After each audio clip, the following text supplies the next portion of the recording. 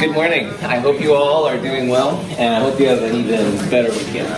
We're going to continue on day 2 of an exam review.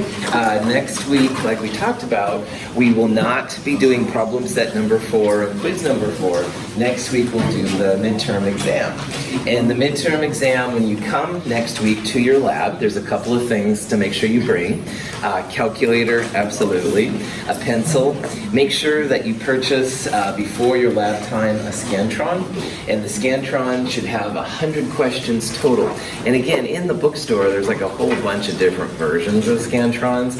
Make sure that yours has 100 questions total, all right? And there's a green one and a red one and an essay and stuff, and I don't care about that. If you buy it from the bookstore and it has 100 questions, good to go. All right. If you have a Tuesday morning or a Thursday morning lab, again, please buy it before Tuesday or Thursday. The bookstore doesn't usually open until about 8 o'clock, and I don't want you waiting in the bookstore line when you could be doing the exam. So anyway, in addition to those things, the lab we did this week, the Empirical Formula Lab, that'll be due at the time of your lab. Exam Prep 1 worksheet you'll turn in, and we talked about what that was. It's a one-page double-sided handout that's immediately after problem set 3 and before problem set 4. It's also on the website.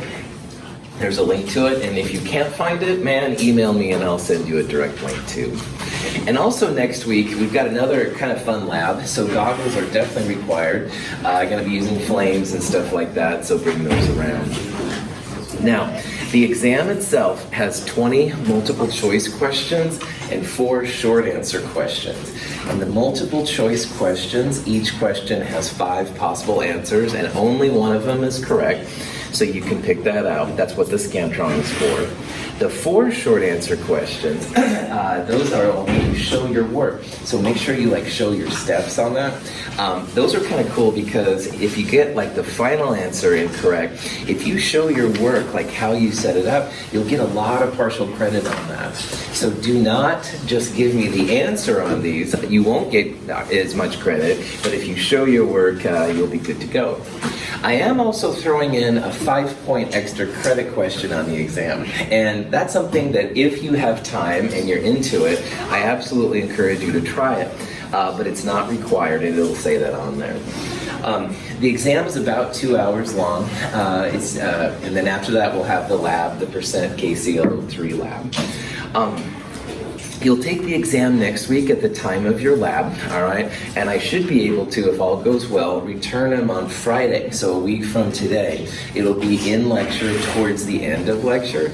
If I do it at the beginning, then nobody pays attention to anything I say, which, anyway. So towards the end of class on Friday next week, I should be able to return to you.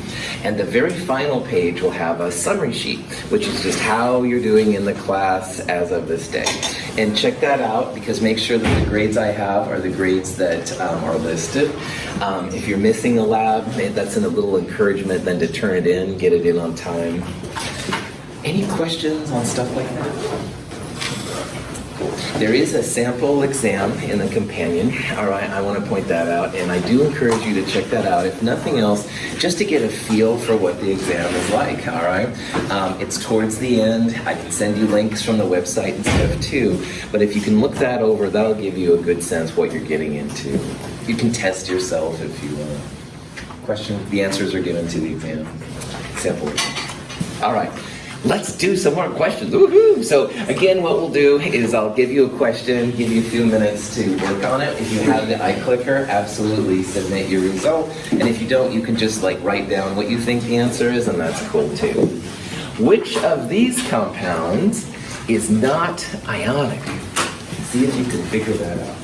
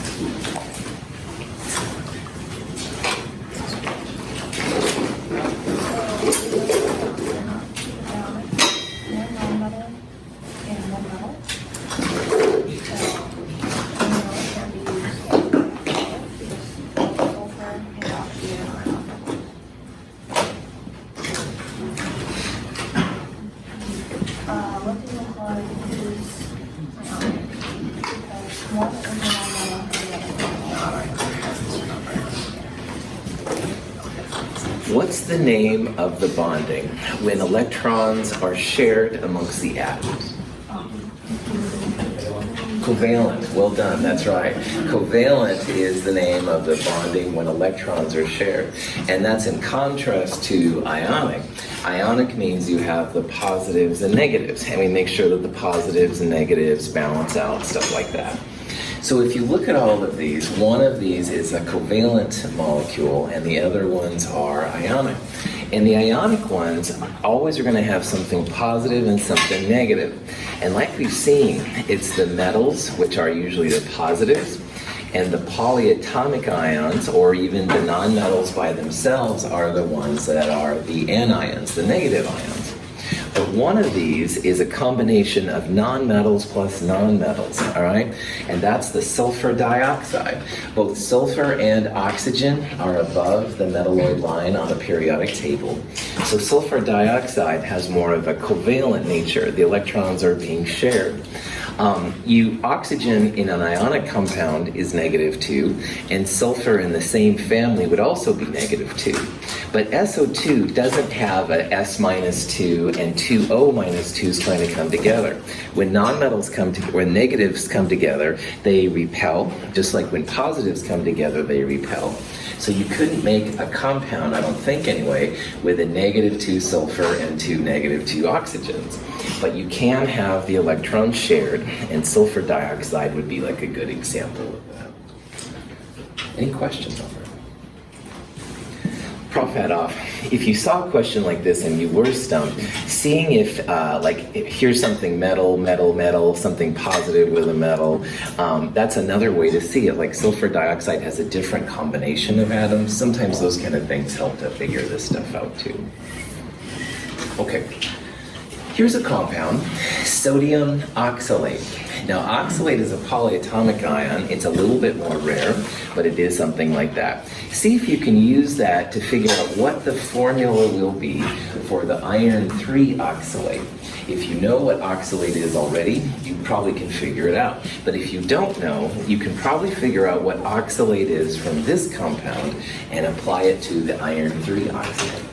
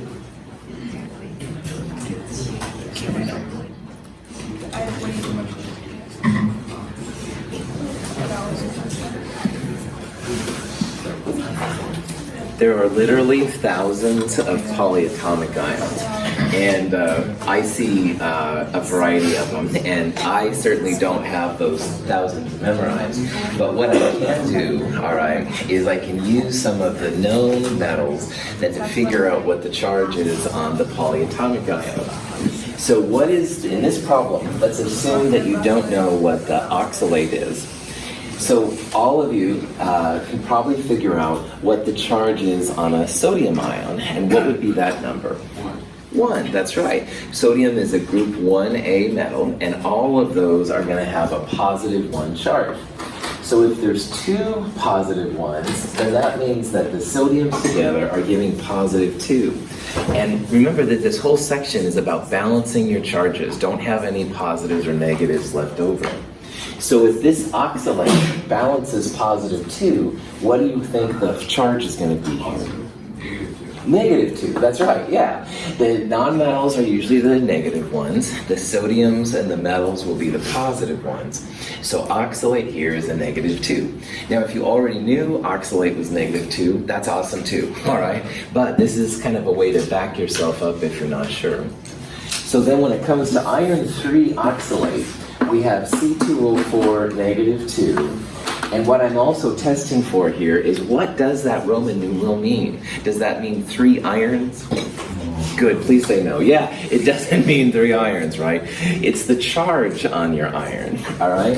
So this is an iron plus 3 that we're dealing with.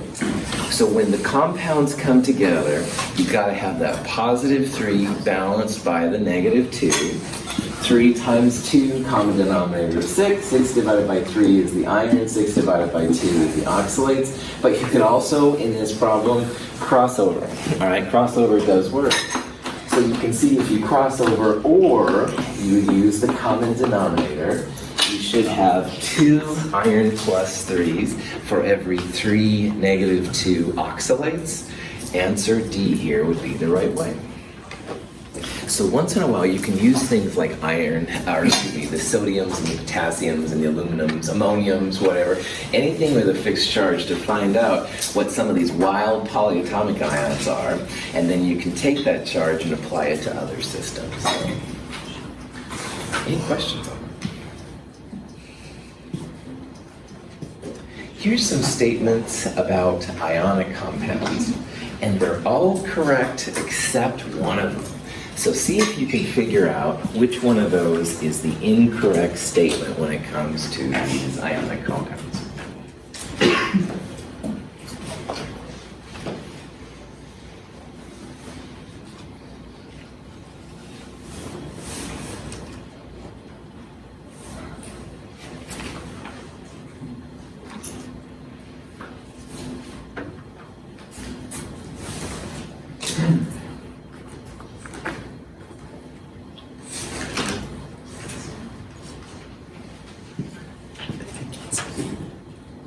We'll find out here in a little bit. I want you to think and you're thinking. Here's more back.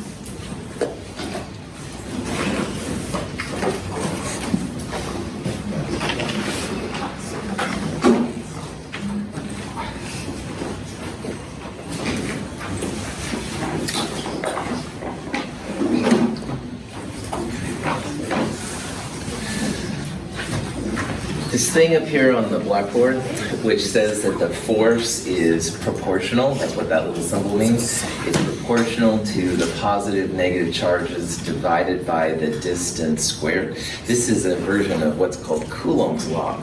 And Coulomb was a scientist who created an equation to describe the attraction between positives and negatives. And usually in this class, definitely in all this class, we can use this version of it. In physics, you can actually calculate the number of newtons and stuff, but that's nothing that we need to do. This will help us as we go through this list and stuff to see which one is right and wrong. So the first one says, as the ion charges increase, the attraction increases. Now the attraction is really like the force, all right? It's like how strong they're attracted to each other. And what that's saying is that a positive one, negative one is strong. But if the ion charges are increasing, you'd have like a positive 2, negative 2. True or false? What do you think? true. True, that's right. I've been shaking people's hands the last week and stuff, and Caleb, I won't do it to you, but I am tempted, but I won't. Like a single, you're the man, you're a good guy. A single handshake with Caleb would be fine. Hey Caleb, what's going on? Double handshake. Oh, I haven't seen you since Tuesday or Wednesday, whatever it was, right?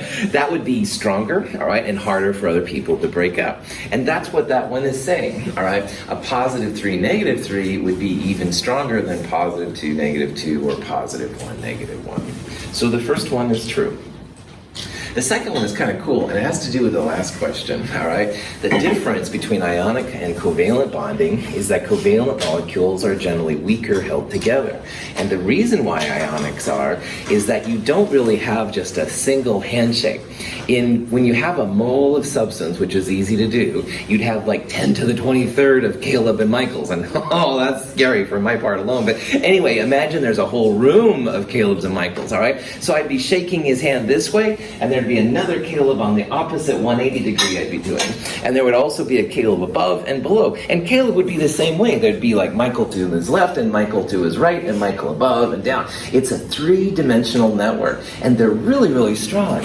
And ionic compounds have much stronger bonding by far than covalence. Covalence, it literally is 2 atoms coming together, all right? But in ionics, it's really, really strong. So these crystal lattices are really what make ionic compounds so strong. So that one is true as well. The next one, ionic crystals tend to be rigid and they cleave along planes. If you've seen little salt crystals, you look at them, or if you're in geology and stuff, you can see the beautiful crystals that sometimes they find. This is definitely true. These forces are so strong that a lot of times when the crystals break, you'll see nice straight lines, or you'll see nice, very well-defined crystals. So again, the strength is what allows it. It's very difficult to do this with most covalent compounds. D, I think, kind of goes without saying. Positives and negatives attract. All right, that's what makes these so strong. Positives and positives will repel, and negatives will repel. But the positives and negatives definitely attract. And then finally, the last one, best for last, right? Calcium oxide is a positive 2, negative 2. So calcium is group 2A, that's where it gets the positive 2. Oxygen, group 6, is negative 2. And that's a different set of bonding than sodium chloride. Sodium is group 1A, positive 1. Chlorine, group 7, 7 minus A chloride is negative 1. So sodium chloride is like a single handshake, all right? And that's strong, but positive 2, negative 2, that double handshake, no way. Calcium oxide is much stronger than the other one. So calcium oxide is this double handshake I keep babbling about, right? It's a positive 2, negative 2. Sodium chloride, positive 1, negative 1.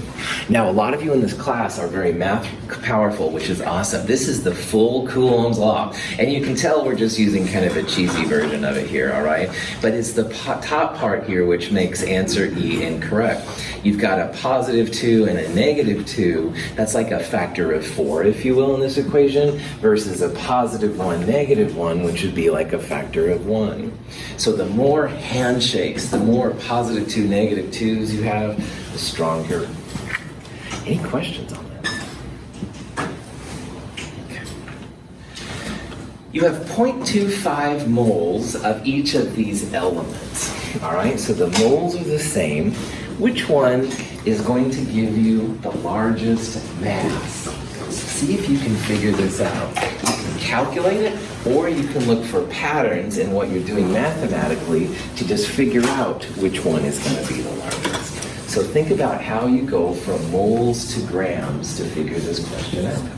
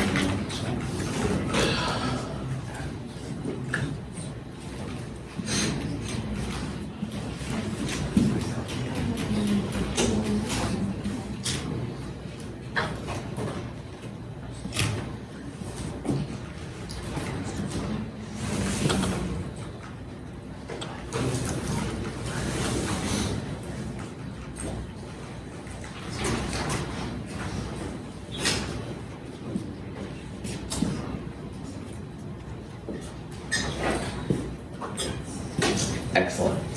So this question is really about how to use the red numbers up here on this version of the periodic table. These are the molar masses, atomic weights, they all mean the same thing. So iron, the first one there, has 55.845. What are the units of 55.845 that we need for this question?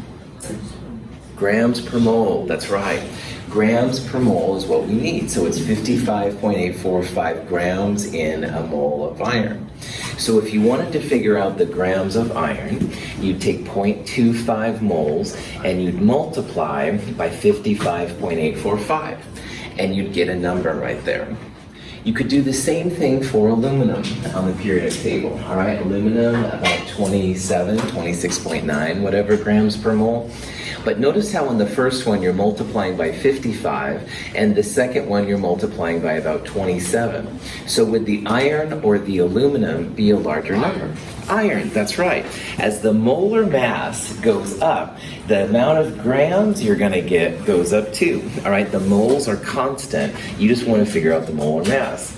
So what I would do is, because I am the lazy chemist, all right, I would just look on the periodic table for the largest molar mass. All right, carbon's about 12, calcium's about 40 and stuff like that, but zinc is like 60 something, 65.4.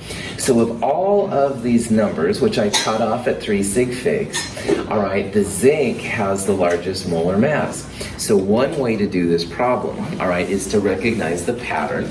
The moles are the same. You're multiplying by the molar mass, so the largest molar mass would create the largest mass, and that's cool. On the other hand, that is like googly gook to you. No worries, man. Go through and just figure out which one it is. That's fine too. I'm trying to give you like hints and stuff sometimes that help to figure out things. Any questions on that?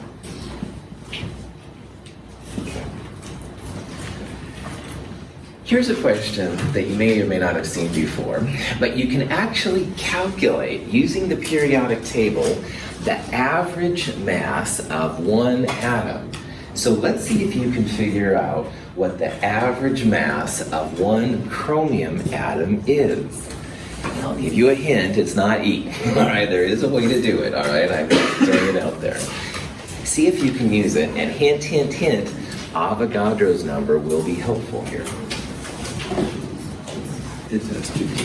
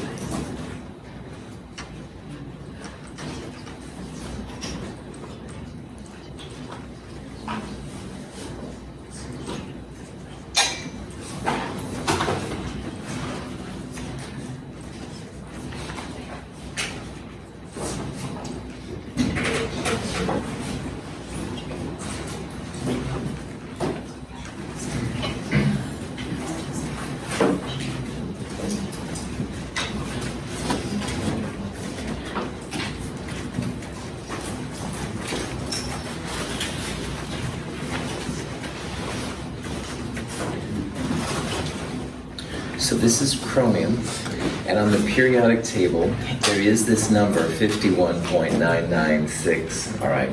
What is that number called, or what is it relevant for in this problem? Molar mass, that's right. And molar mass, remember, is really nothing more than the grams per mole. So 51.996 is the grams of chromium in a mole of chromium, all right? So the answer is not D, because this is, the units would be grams per mole. If you had 1 mole, then you'd have exactly 51.996 grams. But in this problem, we're trying to find the mass of 1 atom, and this is kind of an interesting thing to do. This is the mass per mole, the grams per mole. And with Avogadro's number, you have this many number of atoms in a mole. So you can see that it's no accident the way I wrote this right here. I put the grams per mole on the left, and I'm essentially dividing by Avogadro's number here, all right? And I do that because the mole values will cancel out, and you'll be left with the grams per atom, which is literally like the grams per mole, the average mass per mole, or per atom, there we go. So the answer comes out to be then answer A, and most of you totally rocked it, which is very cool. Now, a couple of things about this. On this last quiz, a lot of you were using a 10 to the minus 23 for Avogadro's number. And a 10 to the minus 23 would be a super, super, super, super small number. And remember, the Avogadro's is a big number. It's got a 10 to the positive 23. So definitely, if you're using 10 to the minus 23, don't, all right? Use the 10 to the positive 23. It's a gazillion atoms per mole, not hardly any atoms per mole, if that makes sense, all right? The other thing is that when you divide, you've got to divide by 10 to the 23rd. If you did this calculation, but instead of this number, you got a really large number, all right, that means that your calculator is multiplying by 10 to the 23rd and not dividing. And I can help you with that if you have that kind of problem. There's a way in your calculator to have the EE function, and the EE basically puts the 10 to the 23rd with the last number, so you don't have to think about it. You could also put this all in parentheses as well. That would be a cool way to do it. But make sure that mathematically you can get this number. And finally, it's kind of interesting to think about these things. That's obviously a really small mass, all right? Little chromium atoms aren't very big. It's an average mass because of the isotopes that are available for chromium. Anyway, any questions on that? How accurate do you think that is? To the best of our experimental knowledge, to 4 sig figs, I would put that as very accurate. Yeah, right on. Because it's based on the molar mass, which is all the isotopes. It's based on our best understanding for like what Avogadro's number is. So, I mean, to the best of scientists' knowledge, it's accurate. Good call. But, you know, one day they find all kinds of chromium-80 or in Mars, they'll have to redo this number, you know. And if one day it's like, oops, we're counting wrong and we have a new number there. But I think, I feel pretty confident about this. This one could change as we explore the solar system. Yeah, Eric? That's a good point. I wanted to ask about the numbers on the periodic table. Yeah. Are they reflective of Earth's samples of all the material, or is it a universal? Yeah, totally. It's totally more of the Earth, all right? And like, you know, we've been to the moon and we brought some rocks back, but that's it. I mean, we've traveled to other planets with spaceships, but we haven't brought samples back. So that's why literally one day, you know, we have colonies on Mars or floating cities in Venus, all these kind of cool things. I mean, all of these numbers totally could change. And even on the Earth, they've changed a couple times over past and stuff. Yeah. Did we make any changes to the periodic table after going to Mars with some of the samples? Ooh, right on. We haven't brought samples back from Mars. I mean, the moon. Sorry. Oh, the moon. There were some weird isotopes, if I remember, they found, like nickel or something like that. I don't know that it's changed yet, because we don't have that many rocks, okay? Right. And, you know, like NASA or whoever has them, and they won't share them with Germany or something. But I foresee that coming one day, you know, where you'll have, like, you know, you'll be on the moon, right? And you can put these things in the mass spectrometers, and whoa, neon has more neon 21, or... Yeah, right on. You guys are getting me kind of excited. Start talking about science fiction and chemistry. So, all right, keep it under control here, Russell. But I love your questions. Other questions? All right. All right. Here's a percent composite. composition problem, all right? This is a percent composition in carbon dioxide. See if you can figure out what the numbers would be for percent carbon and percent oxygen in carbon dioxide.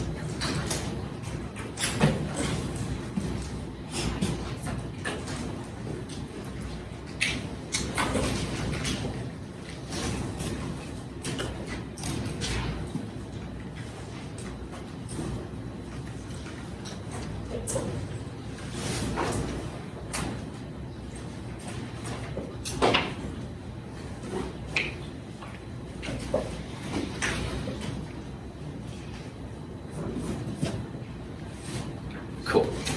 So mass percentages are what scientists get when they need to figure out what a compound is.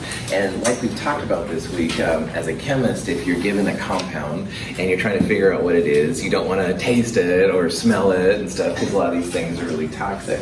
So what scientists do is basically a two experimental steps.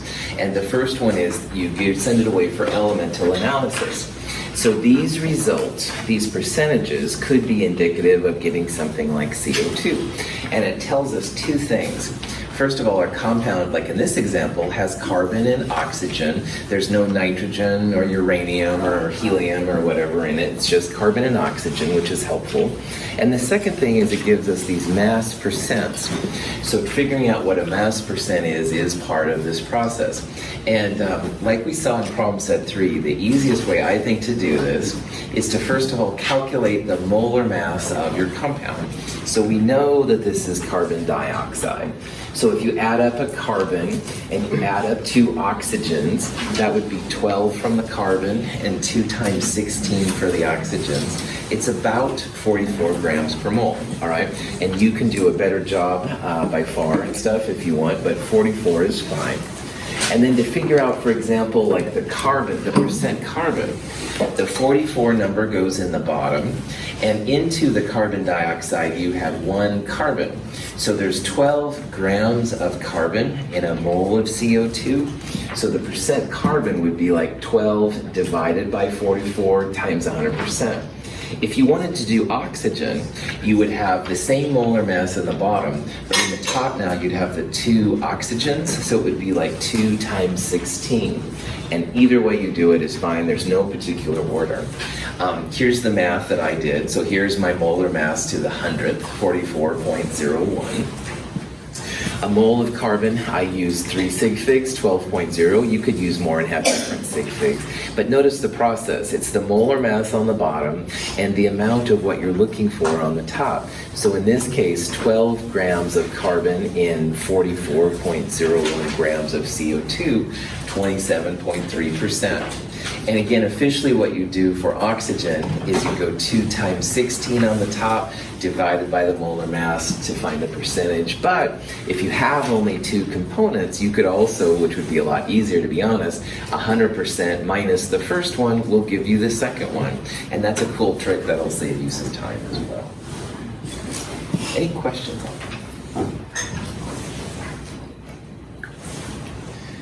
So this is helpful because there are a series of compounds, for example, that are very similar. There's a whole bunch of different nitrogen oxide compounds, all right? So let's say that you have one of these compounds and you find that it's 46.67% nitrogen. See if you can use this information to find the empirical formula. Percentages will lead to empirical formulas. We'll talk about molecular formulas later. You're after the smallest whole number ratio of atoms.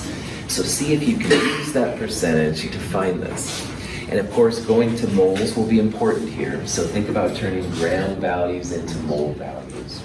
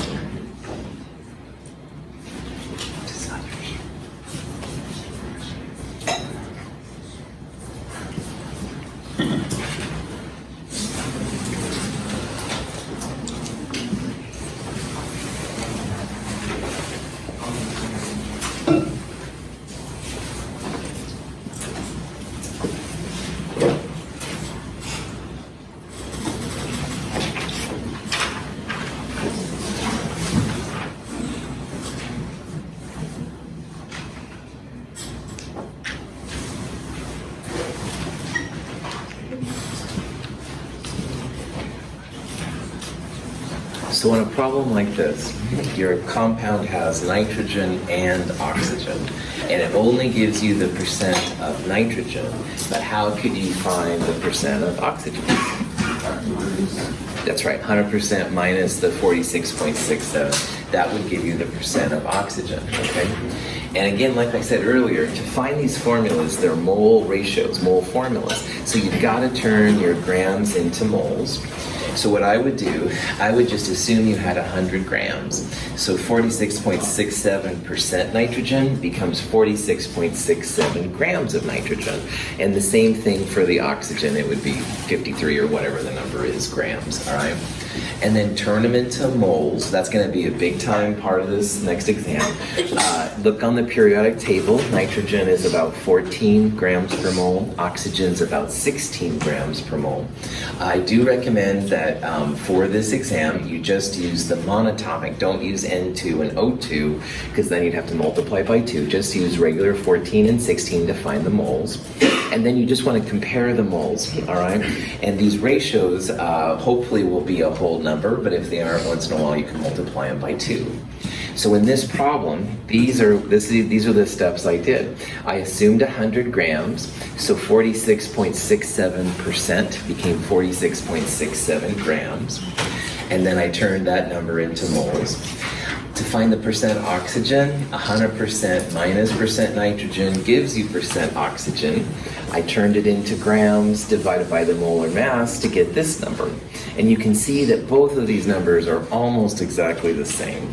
If you divide it by the smallest one, you get 1.000 to 1.001, and goodness, that's definitely close enough. This is a 1-to-1 ratio. This is NO, 1 nitrogen for every 1 oxygen. So percentages to grams, and assume 100 grams, you don't have to think too hard, but you can use other numbers.